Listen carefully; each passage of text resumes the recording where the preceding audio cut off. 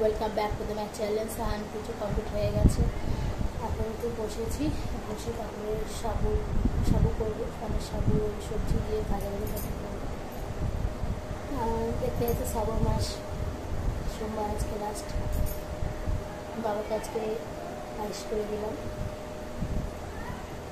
পায়েসটা খুব সুন্দর টেস্ট হয়েছে, না দিয়েছি এলাচ, না দিয়েছি তেজপাতা, কিছু দিইনি, শুধু দুধ, গন্ডগোলের চাল আর বাতাসা দিয়ে করেছি, কাজু কিশমিশ। খুব সুন্দর টেস্ট হয়েছে। চলো এখন ব্লগটা সকাল থেকে শুরু করলাম, সারাদিন দেখতে পাবো।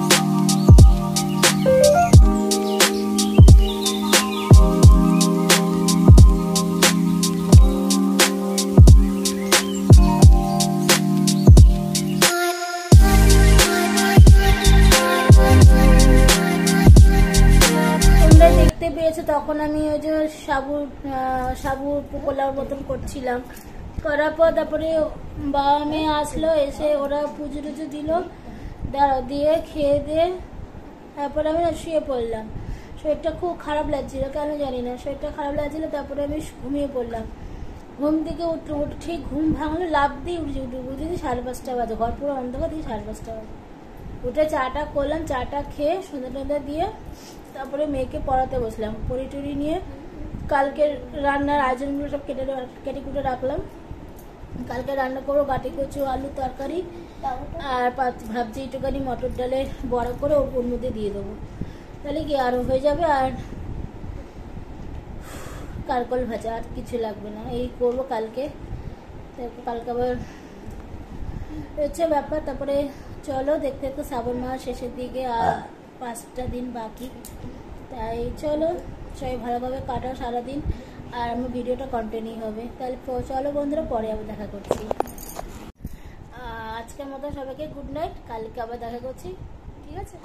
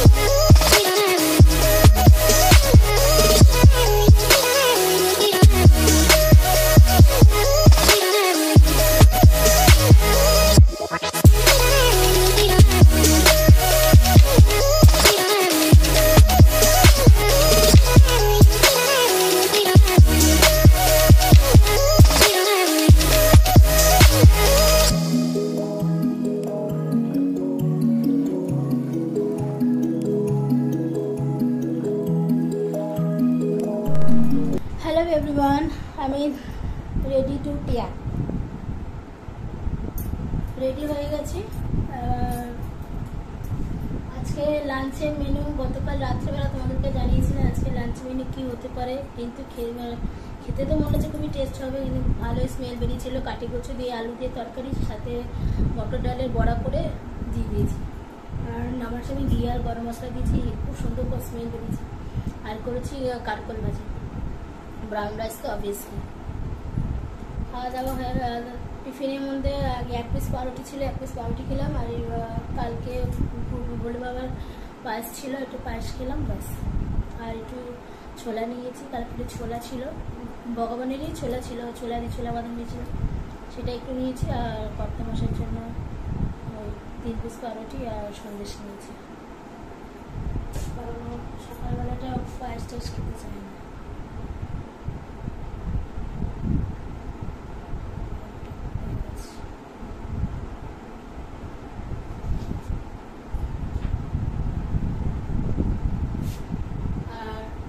যারা আমার নিউ সাবস্ক্রাইবার আর লেডিসদের বলছি, এটা জেন্টসরাও ইউজ করতে পারো। এই স্মুথ অ্যান্ড শাইনের যে সিরামটা খুব ভালো, এই সিরামটা আমি এটা খুব ইউজ করি। শ্যাম্পু করার পর একটুখানি চুলে, যেহেতু আমাকে তাড়াতাড়ি করতে হবে, এমনি আমি সবসময় কিন্তু চুলে হেয়ার ড্রায়ার আমি ইউজ করি না বাড়িতে থাকাকালে, কিন্তু যেহেতু আমি বাইরে বেরোবো, চুল ভেজা নিয়ে বেরোতে পারি না, চুল বন্ধ হয়ে যায় না, আর চুল বেঁধে চুল ফুলে সবসময় রাস্তাঘাটে আমি বেরোতে চাই না, ওই কারণে এমনিতে চুল এমনিতে অনেক লেন্থ কমে গেছে আমার। যাকে ওই কারণে সাজিয়ে কিছু শ্যাম্পু করে সকালবেলায় মেথি তেল মাথায় অ্যাপ্লাই করি, সকালবেলায় 6টার সময় মেখে টেকে তারপরে কাজকর্মগুলো সারলাম, কাজকর্মগুলো সেরে টেরে নিয়ে তারপরে করেছি। তারপরে সিরামটা একটুখানি মেখে, তাই সিরামটা মেখে হেয়ার ড্রাই দিলে কি চুলটা মানে রাফ জিনিসটা আসে না। এমনি ডায়েট যদি তুমি যদি অ্যাপ্লাই করো এই হেয়ার ড্রায়ার, চুল পুরো রাফ হয়ে যায়। তাই চলো পরে আবার দেখা করছি লাঞ্চের টাইমে।